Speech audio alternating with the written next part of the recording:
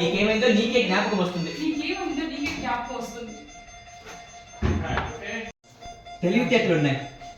ప్రతి విషయంలో మంచి చెడు ఆలోచించే పరిజ్ఞానం ఉంది. అలాంటి నువ్వు దాని మాయలో ఎలా పడ్డావురా? అది చెప్పిన మాటలు విని శ్రావ్యకి అన్యాయం చేసి దాని మెడలో తాడి కట్టావు. అది నీతో ఆడుకుంటుందని నీ మనసుకు తెలిసినా కూడా దానికోసం పరువు పోగొట్టుకొని దాని ఇంటి ముందు నిలబడ్డావు. అది మేకతోలు కప్పుకున్న పులి లాంటిదని తెలిసి కూడా అమ్మా రాలే. జరిగిన దాంట్లో అసలు జ్యోతి తప్పేం లేదు.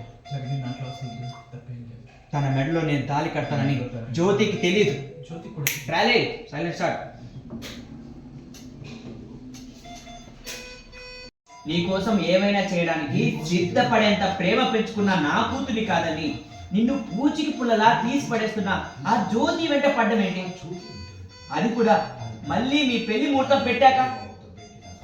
ఇక చాలు రాజు, ఆపేసి శ్రావ్యాన్ని మనస్ఫూర్తిగా నీ జీవితంలోకి ఆహ్వానించు. Silent shot.